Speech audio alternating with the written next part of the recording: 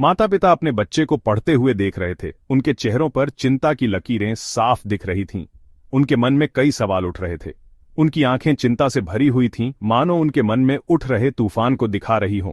उनके पेट में डर का एक गोला सा बन गया था। हर बीतते सेकंड के साथ परीक्षा की तारीख और करीब आ रही थी। उन्हें अपने बच्चे की काबिलियत पर शक हो रहा था। उसके हर फैसले पर सवाल उठ रहे थे। माता पिता अपने बच्चे के भविष्य को लेकर चिंतित थे। वे चाहते थे कि उनका बच्चा सफल हो और जीवन में आगे बढ़े। वे अपने बच्चे के लिए सबसे अच्छा चाहते थे और उसके लिए हर संभव प्रयास कर रहे थे। लेकिन डर उनका हमेशा का साथी था, एक ऐसा साया जो कभी उनका पीछा नहीं छोड़ता था। डर उनके कान में शक के बीज बोता रहता था, एक ऐसी आवाज जो उनके आत्मविश्वास को कमजोर कर रही थी। ये आवाज उनसे कहती थी कि वे काफी नहीं है, कि उनका प्रयास कभी भी पर्याप्त नहीं होगा। हर प्रोजेक्ट उन्हें एक परीक्षा सा लगता था जिसमें वे फेल हो सकते थे। हर काम एक मुसीबत की तरह लगता था जो होने ही वाला था। हर प्रेजेंटेशन उन्हें डरा देता था। लोगों के जजमेंट्स का डर उन्हें जकड़ लेता था। माता पिता डर के इस चक्रव्यूह से बाहर निकलना चाहते थे। खुद पर और अपने बच्चे पर विश्वास करने की हिम्मत पाना चाहते थे। वे खुद पर यकीन करना चाहते थे, उस पोटेंशियल को देखना चाहते थे जो दूसरे उनके बच्चे में देखते थे। एक दिन उनके बच्चे के टीचर ने उन्हें अपने ऑफिस बुलाया। माता पिता का दिल जोरों से धड़क रहा था। हर धड़कन उनकी एंग्जाइटी को और बढ़ा रही थी। क्या ये उनके बच्चे के पिछले प्रोजेक्ट के बारे में था? क्या उनके बच्चे ने कोई बड़ी गलती कर दी थी? क्या उनके बच्चे ने कोई गलती की थी? उनके मन में एक के बाद एक कई सवाल उठ रहे थे, हर सवाल पिछले से भी ज्यादा डरावना। उनका दिमाग बेचैन कर देने वाले विचारों से भर गया था। डर और सेल्फ डाउट का एक ऐसा तूफान जिससे वे बच नहीं सकते थे। आयशा, उसके मैनेजर ने प्यार से मुस्कुराते हुए कहा। वो हमेशा से उसके पोटेंशियल में यकीन रखता था, तब भी जब वो खुद पर शक करती थी। हमारे पास एक बहुत ही अच्छा नया प्रोजेक्ट है जो तुम्हारे स्किल्स को सही मायने में दिखा सकता है, और हम चाहते हैं कि तुम इसकी लीड करो। ये तुम्हारे लिए बहुत बड़ा मौका है। आयशा का मुंह खुला का खुला रह गया। एक प्रोजेक्ट लीड करना?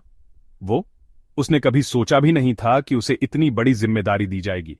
उसके अंदर एक चिंगारी सी भड़की, लेकिन डर ने उसे जल्दी ही बुझा दिया। उसके मन में शंका के बादल छा गए। क्या वो सच में ये कर सकती थी? उसे यकीन नहीं था कि वो एक टीम को लीड कर पाएगी। जिम्मेदारी का बोझ उसे बहुत भारी लग रहा था। मुझे नहीं पता, वो हकलाते हुए बोली। उसकी आवाज धीमी थी। उसका मन सेल्फ डाउट से भर गया था। उसका मैनेजर आगे झुका, उसके चेहरे पर दया और समझ थी। आयशा, मुझे पता है कि तुम में टैलेंट है। मैंने तुम्हारी मेहनत और लगन देखी है। तुम्हें बस खुद पर विश्वास करने की जरूरत है। अपनी काबिलियत पर भरोसा रखो। उसकी बातें आयशा के दिल को छू गईं। उसे एहसास हुआ कि वो सही कह रहा था। वो सही कह रहा था। डर उसे पीछे खींच रहा था। वो बहुत समय से अपने फैसलों को डर से कंट्रोल करवा रही थी। उसे फैसला लेना था। क्या वो अपने कामों को डर से कंट्रोल करवाती रहेगी?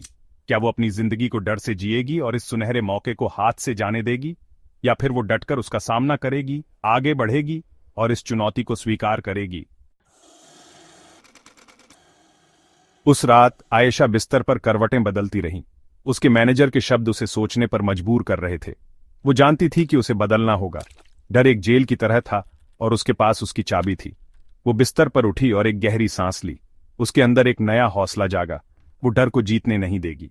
ये उसके लिए खुद को साबित करने का मौका था कि वो ये कर सकती है। आयशा ने सबसे पहले अपने डर को स्वीकार किया। उसने अपनी सारी चिंताओं और कमजोरियों को लिख डाला। उन्हें कागज पर देखकर वो इतनी भयावह नहीं लग रही थीं। उसने महसूस किया कि डर अंधेरे में पनपता है। उसे उजाले में लाकर वो उसे खत्म करना शुरू कर सकती थी। भाग 4। छोटे कदम, बड़ी छलांग। आयशा जानती थी कि वो अपने डर को रातों रात खत्म नहीं कर सकती। इसलिए उसने प्रोजेक्ट को छोटे छोटे मैनेजेबल गोल्स में बांट लिया। हर छोटी जीत आत्मविश्वास बढ़ाने की दिशा में एक सीढ़ी होगी। उसने रिसर्च और ब्रेनस्टॉर्मिंग से शुरुआत की।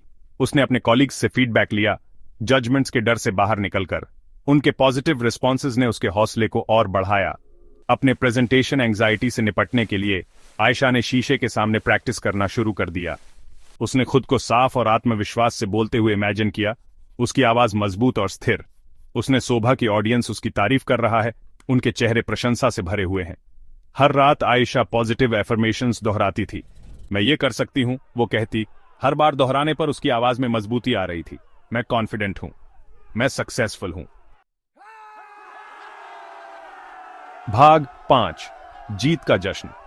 प्रेजेंटेशन का दिन आ गया और माहौल उत्सुकता से भरा हुआ था। आयशा बैकस्टेज खड़ी थी, उसका दिल जोरों से धड़क रहा था। वो ऑडियंस की धीमी आवाजें, प्रोग्राम्स की सरसराहट और कभी-कभी खांसने की आवाजें सुन सकती थीं। उसने एक गहरी सांस ली और खुद को अपनी सारी मेहनत की याद दिलाई। महीनों की तैयारी, देर रात तक काम और अनगिनत रिहर्सल्स ने उसे इस मुकाम तक पहुंचाया था। उसने अपने डर का डटकर सामना किया था और वो तैयार थी। शीशे में देखते हुए उसने खुद को एक ऐसी योद्धा के रूप में देखा जो अपनी बैटलफील्ड जीतने के लिए तैयार थी। जैसे ही वो स्टेज पर चढ़ी, उसके ऊपर शांति की लहर दौड़ गई। तेज रोशनी अब डरावनी नहीं बल्कि स्वागत करने वाली लग रही थी। उसने जोश और कन्विक्शन के साथ बात की। उसकी आवाज साफ और आत्मविश्वास से भरी हुई थी। ऑडियंस मंत्रमुग्ध था, उसकी हर बात को ध्यान से सुन रहा था, सहमति में सिर हिला रहा था। जब उसने अपनी बात खत्म की तो तालियों की गड़गड़ाहट से पूरा कमरा गूंज उठा। ये स्टैंडिंग ओवेशन थी, उसकी मेहनत और लगन का सबूत। आयशा मुस्कुराई, उसका दिल गर्व से फूल उठा। उसने कर दिखाया था। उसने न सिर्फ अपना प्रेजेंटेशन दिया था बल्कि कई लोगों के दिलों को भी छू लिया था। उसने अपने डर को हराया था और अपने लक्ष्य को पा लिया था।